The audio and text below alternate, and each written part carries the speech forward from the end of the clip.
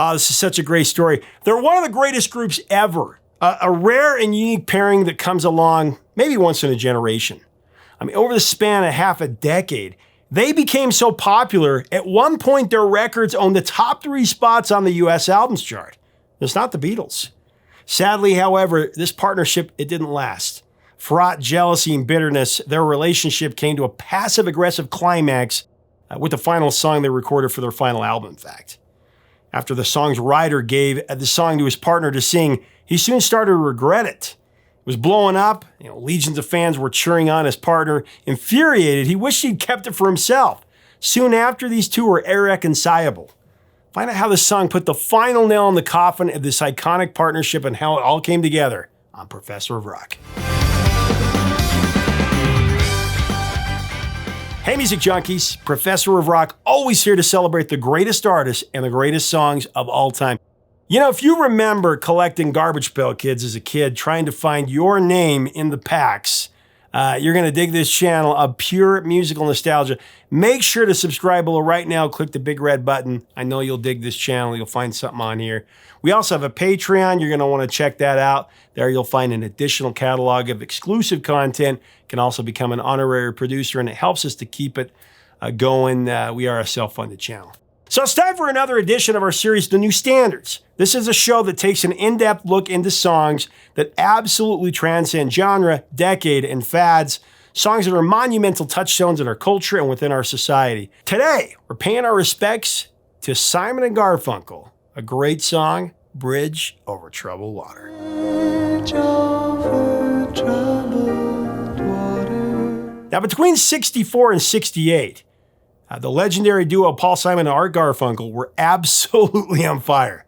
During this span, they created an enviable resume, releasing 4 platinum/multi-platinum albums while also receiving a top billing on the 1968 double platinum soundtrack, The Graduate.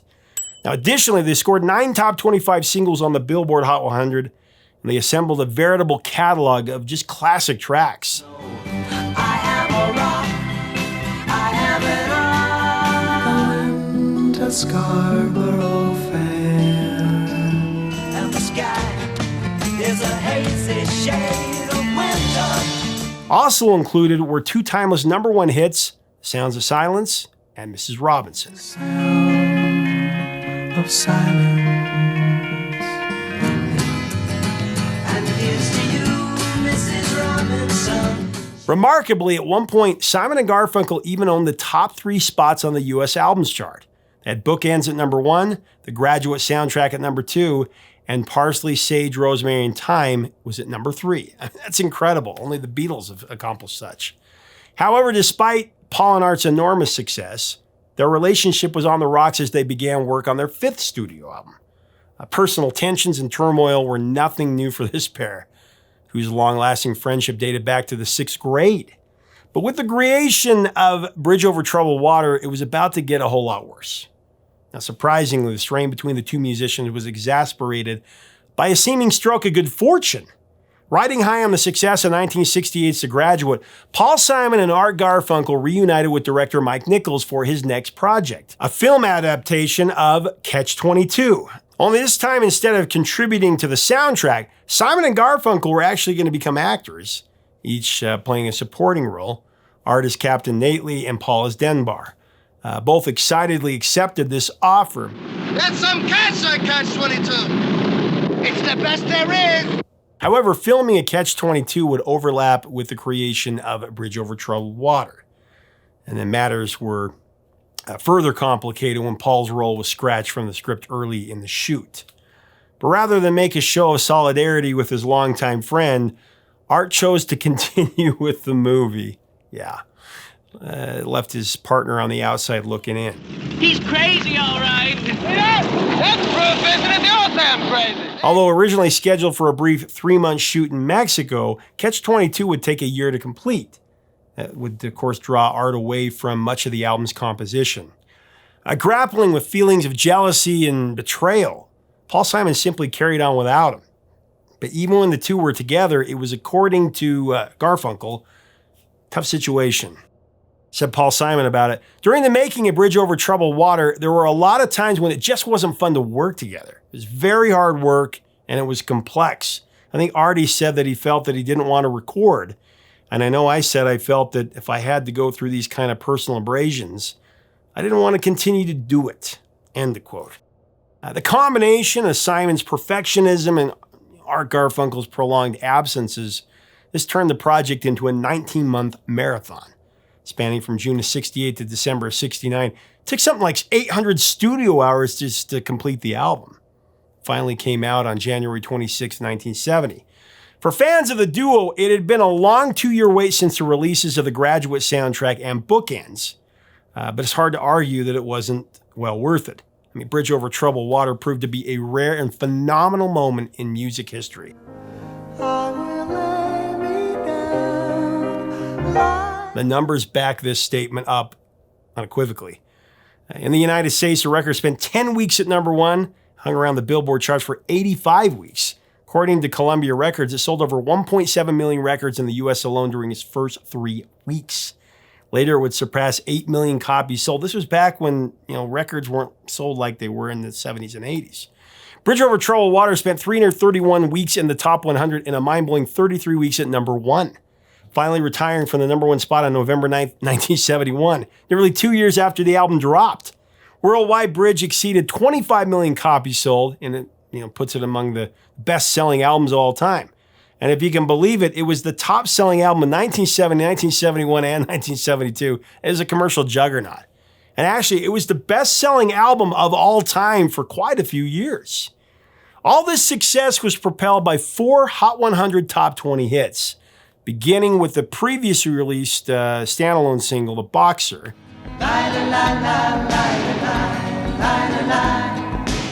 That one went to number 7. Cecilia also broke the top 10. That went to number 4. El Condor Pasa, If I Could, that went to number 18. If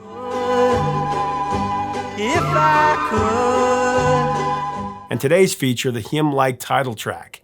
That one did all right as well. I'll give you the numbers in a couple minutes.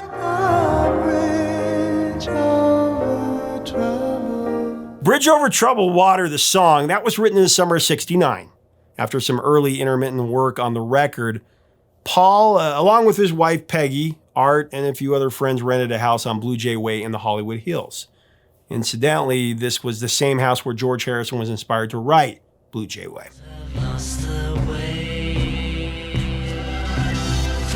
However, instead of helping Paul put the finishing touches on the album, Art spent much of the summer MIA in Mexico, where he was deep into filming Catch-22. It's during this period of Garfunkel's bittersweet absence that Paul Simon wrote Bridge Over Troubled Water.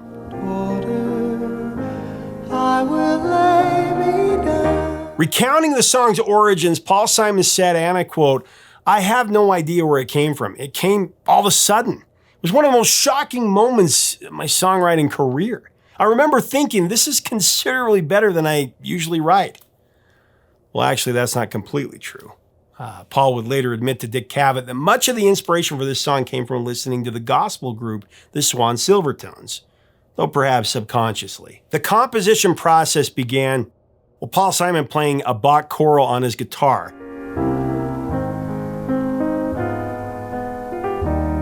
But after coming up with the song's now familiar instrumentation in mind, he hit a wall with the lyrics. Now, he had the lines, "When you're weary, feeling small," but then he couldn't figure out what came after that. Feeling small. And then a phrase from a Swan Silvertone song called "Oh Mary, Don't You Weep," that came to his head. Here's what Paul told Dick Cavett. "The Swan Silvertones music was in my mind, and every time I'd come home, I'd put that record on and I'd listen to it. And I think that must have subconsciously influenced me.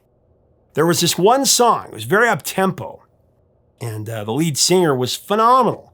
And he was scat singing, and at one point he shouted out, 'I'll be a bridge over deep water if you trust in my name.' And I guess I stole it, actually." End of quote. Baby, I'll be a bridge over deep water if you trust in my name. Well, maybe not completely. He did change it up a little bit.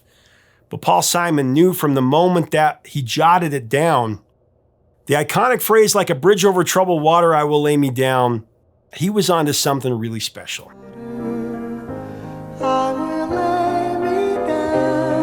Now, as we continue to break down this song, I do want to thank our sponsor, Zenni Eyewear. The glasses I always wear on here. You can get new glasses for everyone in your house without breaking the bank with Zenni. Design your own pair of glasses to suit your needs or your style. From the shape, the color, the type of frame, so much to choose from. There's reading glasses, migraine relief, progressives, transition lenses, and bifocals, just to name but a few. Remember just to click on our info button right up here to get up to 80% off regular retail prices. You're gonna love it. After initially writing the track on guitar, Paul Simon actually had it transposed to piano by arranger Jimmy Haskell. And then a demo was recorded in LA. This was in August of 1969 with the help of session pianist, the great Larry Knechtel.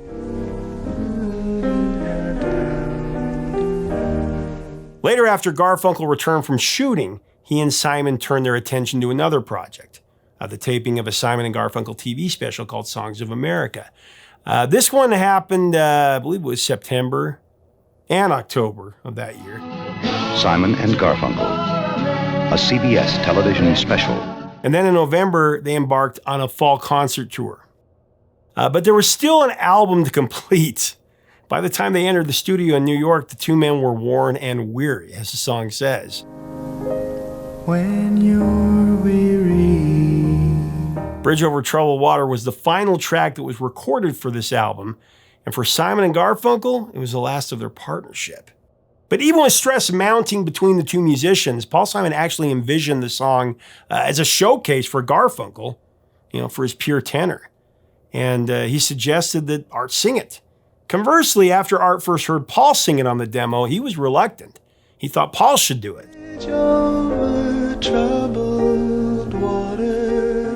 So they were both wanting each other to do it. However, Simon was insistent that Garfunkel should take the lead vocals. So that's exactly what happened.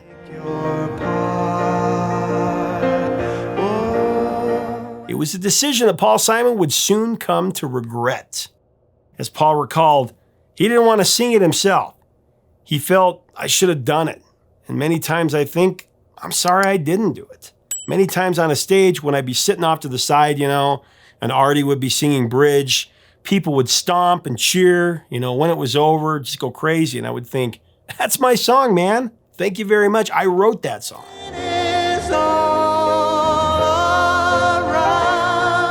As the jealousy festered, Paul admitted he would have been happier for his friend if it had been written earlier in his career. But by then, their friendship had soured, and now it was hard to feel anything but resentment. Even so, there is no doubt that Garfunkel, his angelic tenor, is the right choice here. I mean, Art's lead vocal, it just soars. And it perfectly complements Paul Simon's enduring melody and soul-piercing lyrics.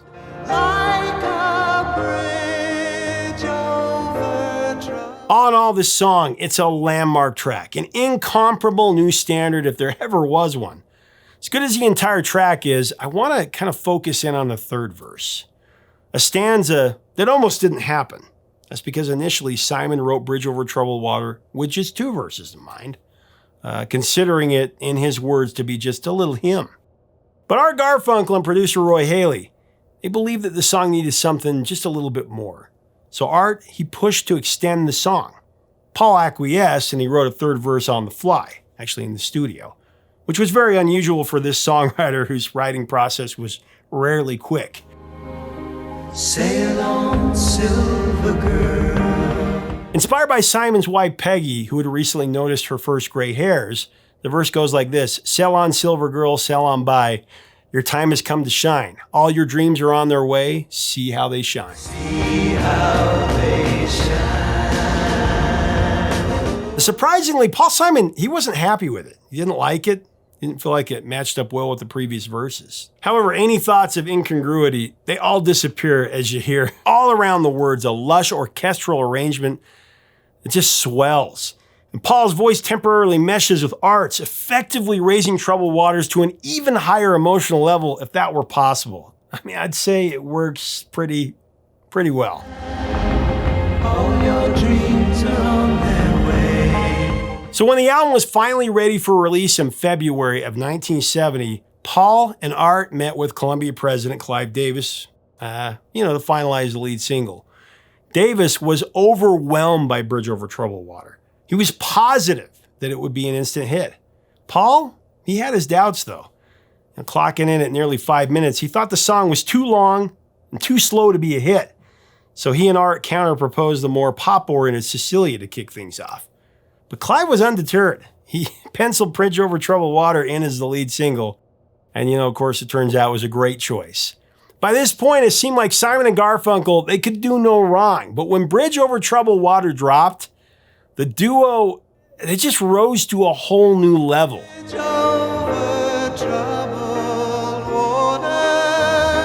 And that too long, too slow lead single, it shot to number 1 on the Billboard Hot 100 and the US Adult Contemporary chart. It went to the top 10 everywhere else in the world. Number 5 in Switzerland and the Netherlands. It went to number 4 in South Africa and Austria, number 3 in West Germany, number 2 in Australia, Spain, and Ireland. And it went to number 1 in the UK, New Zealand, France, and Indonesia. Bridge Over Troubled Water, it was such a phenomenon that by the end of 1970, it's estimated that Paul Simon earned $7 million off the single alone. The duo later swept the Grammys with 6 awards, winning Record of the Year and Song of the Year, the big ones. I will lay me down. And then, of course, came the covers. This song was so insanely popular. Between 1970 and 1972 alone, over 100 artists covered this song. Granted, some are better than others, but headlining that list, Johnny Mathis, Stevie Wonder, Troubled water.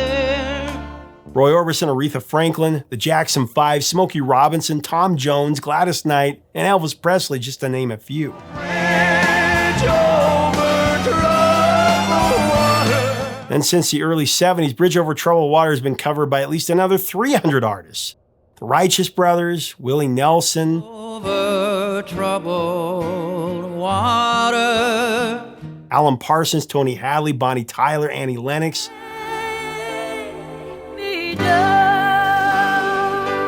Bon Jovi's done it.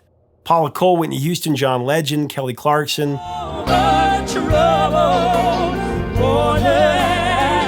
Sting teamed up with Paul Simon to do it. Everybody's done this song.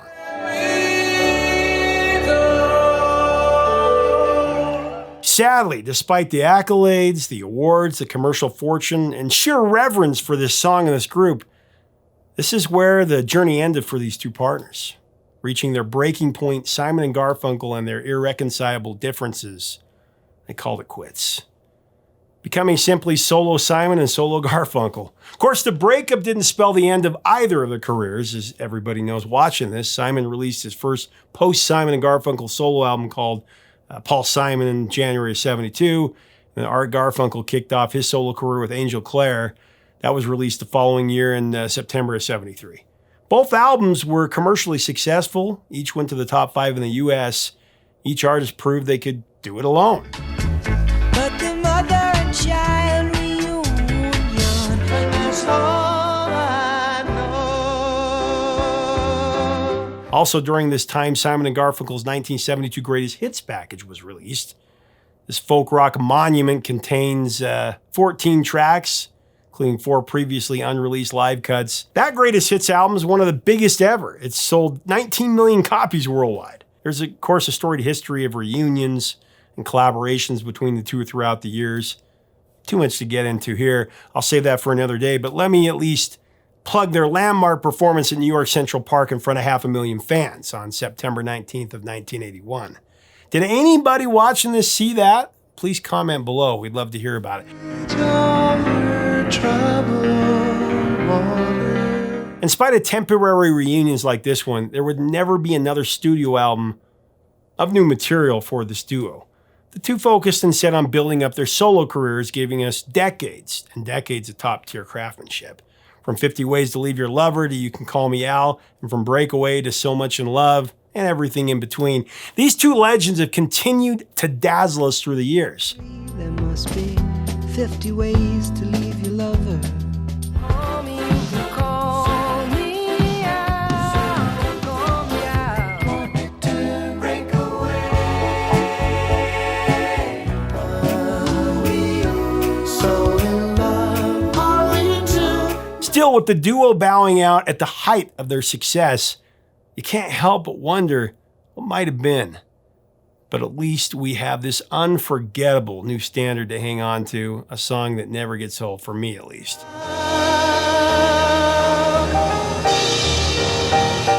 This is a song that my mom loved when I was growing up.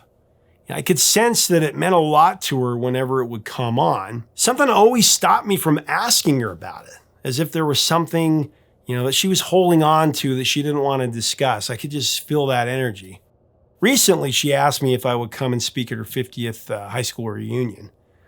I agreed to do that. I put together a video, some sound bites from interviews of the songs that were a big part of her graduating class's high school experience. Went over really well. It was very cool. I noticed that Bridge Over Troubled Water was a theme to several of their dances. And since my dad passed away, I'm sure this song is a comfort to her, especially the words, "Oh, if you need a friend, I'm sailing right behind."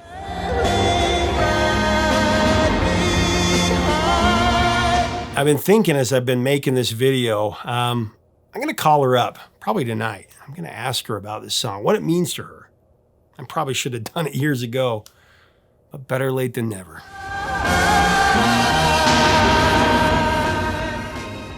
Hey, thanks so much for watching. Leave us a comment about Simon and Garfunkel and Bridge Over Troubled Water. What are your memories of this song? What do you think about this song? What do you think about the story? What do you think are some of their greatest? Were they better together, better alone? Let's have a great discussion below. If you like our content, we invite you to subscribe below. We'd love to have you. Until next time, 3 chords and the truth, my friends.